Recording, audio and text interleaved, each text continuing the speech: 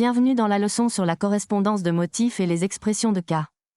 Aujourd'hui, nous aborderons la correspondance de motifs dans les définitions de fonctions avec des motifs fourre-tout. Nous examinerons ensuite de plus près la structure interne des listes.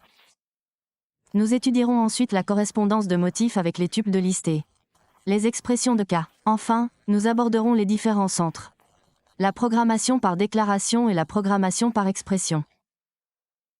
Commençons par la correspondance de motifs. La correspondance de motifs consiste à associer des données, des valeurs, des types, etc. à un motif. Nous pouvons éventuellement lier des variables à des correspondances réussies. Nous aborderons la correspondance de motifs dans 3 scénarios différents. Définition de fonctions, liste et tuple. Cela paraît compliqué, mais c'est en fait assez intuitif une fois pris en main. Cela deviendra clair dès la suite. Voici quelques exemples. Faisons correspondre des fonctions à des motifs. Souvenez-vous de la fonction spéciale « anniversaire » de la dernière leçon. C'est une fonction qui prend un entier et renvoie une chaîne de caractères. Selon la valeur de l'entier, elle effectue différentes actions. Je sais, on répare cette atrocité avec les dieux. Mais nous allons aller plus loin et la résoudre avec la correspondance de motifs. Pour faire correspondre des modèles sur des définitions de fonctions, il suffit de définir la même fonction plusieurs fois en remplaçant les paramètres par les valeurs souhaitées, comme ceci. Nous définissons ici 3 fonctions différentes et, selon la valeur du paramètre, nous obtenons 3 résultats différents. Comment cela fonctionne-t-il? Eh bien, lorsqu'on lui présente le code comme celui-ci, Haskell essaie de faire correspondre la valeur de h avec la première définition. Si h n'est pas égal à 18, vous essayez de faire correspondre la deuxième définition. Et ainsi. De suite jusqu'à ce que la valeur passée en paramètre corresponde à l'une des valeurs des définitions. Bien sûr, je suis sûr que vous remarquez un énorme problème. Que se passe-t-il si nous passons un nombre différent de ceux définis auparavant? Comme 29 par exemple, dans la définition précédente, nous avons la clause else. Maintenant, nous avons tous les modèles catch. Tous les modèles catch vous permettent de fournir une définition par défaut. Aucun de vos modèles spécifiques ne correspond. Pour utiliser les modèles catch-out, vous devez fournir un nom commençant par une minuscule. Comme l'âge X ou les années écoulées depuis que ce port-sol a touché la Terre, comme ceci. Ici, nous avons la définition finale où nous fournissons le h. Comme modèle catal si nous passons un entier qui n'est aucun de ceux-ci. Il tombera simplement dans cette définition. Il est important de noter que vous devez toujours fournir des correspondances de modèles pour tous les scénarios possibles. Par exemple, si vous faites une correspondance de modèle pour les booléens, vous devez faire correspondre le modèle à la fois pour vrai et faux. Ou par exemple, vous pouvez faire correspondre pater uniquement pour une liste vide et une liste avec quelque chose, mais si vous ne fournissez pas tous les modèles, vous devez toujours utiliser le modèle Cutchel à la fin. Un autre détail important est que Haskell correspond de haut en bas. Donc si vous faites quelque chose comme ça où le modèle catch-out est le premier, la première définition attrapera toutes les occurrences et n'obtiendra toujours rien de spécial comme résultat pas le nombre que nous passons, alors assurez-vous d'ajouter le modèle catwall comme dernière définition. Enfin, nous avons dit que nous pouvions éventuellement lier des variables à des correspondances réussies et c'est ce que nous venons de faire. Lors de l'utilisation d'un anniversaire spécial, chaque fois que la valeur tombe dans le modèle AgeCat, nous achetons la valeur à la variable h, ce qui nous permet d'utiliser la valeur à l'intérieur de la définition. En termes de pression ici, vous ne pouvez pas surestimer l'utilité de cette méthode. Vous filtrez les valeurs pour qu'elles correspondent à un modèle spécifique. Et vous liez ces valeurs à des variables pour une utilisation connexe en même temps. Un exemple plus convaincant de son utilité est lors de la correspondance de modèles de structures plus complexes comme les listes et les tableaux. Explorons cela, avant d'en apprendre davantage sur la correspondance de modèles avec. Nous devons examiner de plus près la liste. Nous savons que l'opérateur con ajoute un élément au début d'une liste. Il préécrit un élément. Vous vous souvenez quand je vous ai dit que c'était vrai? Était-ce du sucre syntaxique pour une liste de caractères? Eh bien, préparez-vous à une ruée vers le sucre. Car la façon dont nous avons écrit la liste jusqu'à présent est en fait du sucre syntaxique pour la vraie façon. De faire des listes comme une liste vide préécrite avec tous les éléments qu'elle contient comme ceci.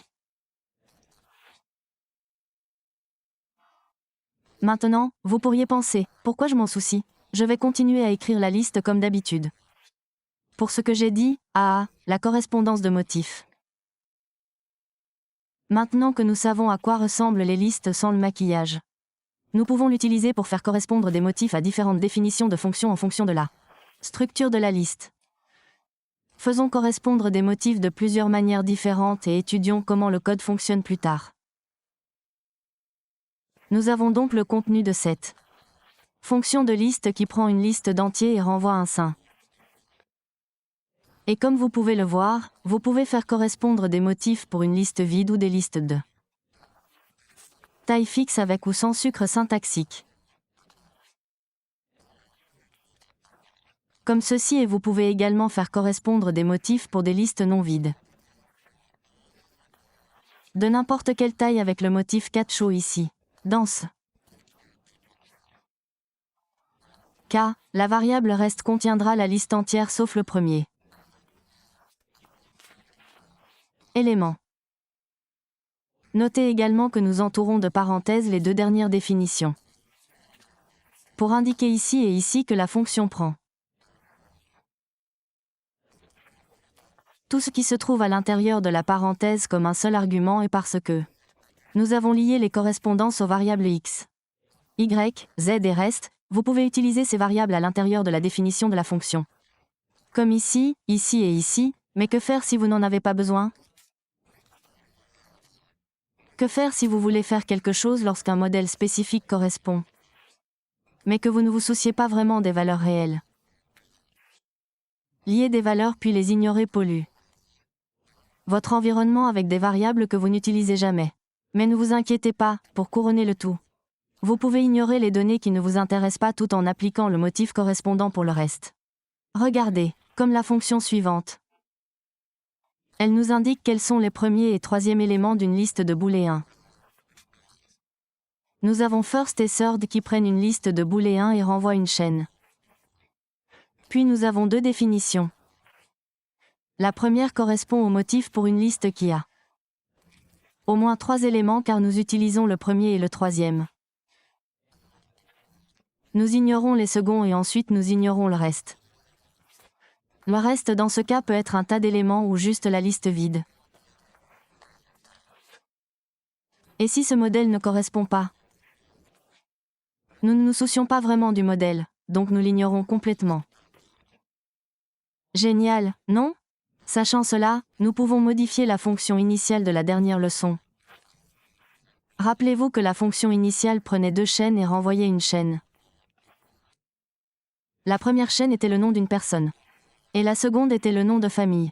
Puis nous avons vérifié si les listes étaient vides, et si elles ne l'étaient pas. Nous avons extrait la première lettre du nom et la première lettre du nom de famille, puis les avons concaténées. Parfait, tout va bien jusqu'ici, mais sachant ce que nous savons maintenant. Nous pouvons faire quelque chose comme ça, la même fonction prend deux chaînes et renvoie une chaîne. Mais maintenant nous pouvons faire correspondre les listes, la première et la deuxième liste pour nous assurer qu'elles ont au moins un élément chacune. Et ensuite, parce que nous avons déjà lié les éléments, nous pouvons réellement les utiliser pour créer le résultat, n'importe quel autre modèle, nous nous en fichons. C'est plus court et plus clair.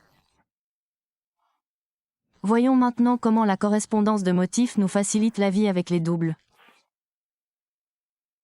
Comme vous vous en souvenez des leçons précédentes, nous ne pouvions obtenir que les éléments à l'intérieur. Tuple de deux éléments en utilisant les fonctions fst et sn des first et second. Si vous aviez besoin d'une valeur supérieure à celle de tuple, vous étiez dans le pétrin. Mais maintenant que vous êtes un magicien de la correspondance, vous n'avez plus de limite. Vous souhaitez extraire le premier élément d'un tuple à trois éléments? Aucun problème, définissez simplement la fonction. mais la correspondance pour le premier élément et ignorer le reste. Vous souhaitez créer une paire avec les deuxième et quatrième éléments du tuple à 4 éléments. Aucun problème, comme précédemment, la correspondance pour le deuxième et le quatrième élément et ignorer le reste. Renvoie simplement celui dont vous avez besoin et vous. Vous pouvez continuer si vous le souhaitez, mais pour l'instant, nous allons passer aux expressions de cas. Avec les expressions de cas, nous pouvons exécuter un bloc de code spécifique basé sur un motif de variable. Comme avec les instructions switch dans d'autres langages de programmation, les expressions de cas ressemblent à ceci, où la valeur de l'expression XP est comparée à chaque motif d'un bloc. Et si elle correspond, le résultat correspondant est évalué. Notez qu'il n'y a pas de signe égal, car l'expression de cas entière n'est qu'une expression. Ni une fonction ni une liaison. Par exemple, nous pouvons écrire une fonction qui prend un 3 dans un tableau et vérifie si l'un des éléments qu'il contient est nul, comme ceci. Nous créons la fonction « vérifier les zéros » qui prend un tuple de 3 éléments et renvoie une chaîne. Nous passons le tuple et disons OK. Si la table a une structure nulle et que les deux autres ne nous importent pas, nous renvoyons le premier 0.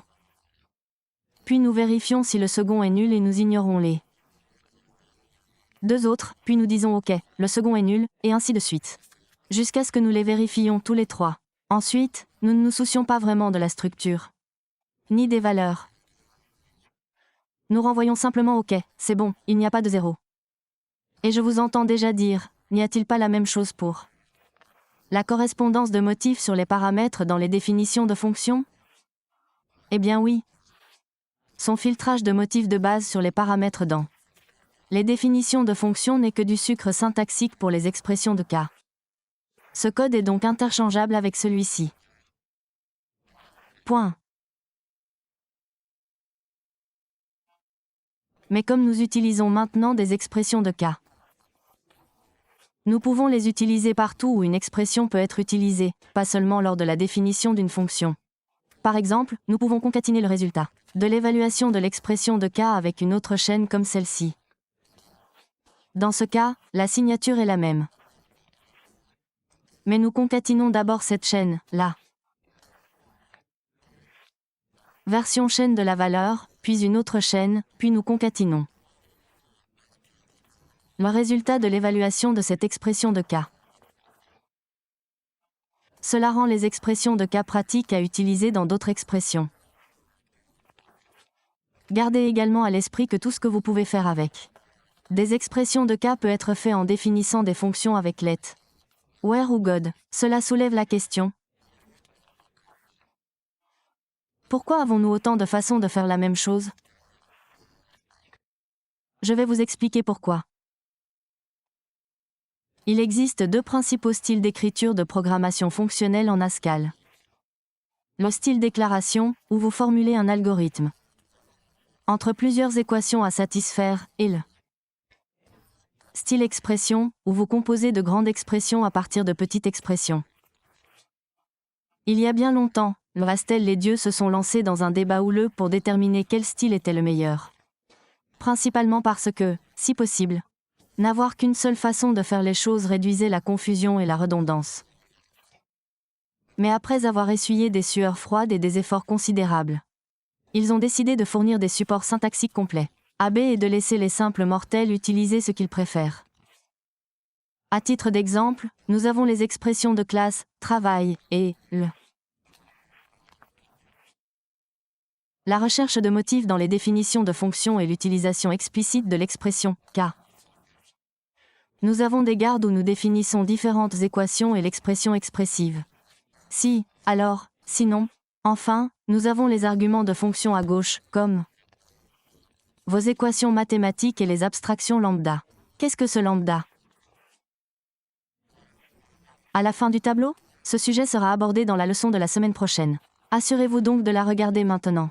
En résumé, la recherche de motifs pour les définitions de fonctions, make, est simple et intuitive, selon la structure ou la valeur des arguments. La recherche de motifs dans les tuples. Les listes et autres ressources permettent d'extraire facilement les valeurs qu'elles contiennent. Les expressions « k » sont une manière plus expressive de rechercher des motifs dans les définitions de fonctions. Mais elles peuvent également être utilisées presque partout, comme n'importe quelle autre expression. Enfin, les deux principaux styles d'écriture de programmation fonctionnelle Haskell sont le style de déclaration et le style d'expression. Ne perdez pas de temps à débattre du meilleur. Adoptez celui que vous préférez ou mélangez-le à votre guise. C'est tout pour aujourd'hui. Assurez-vous de bien préparer vos devoirs et à bientôt pour la prochaine édition.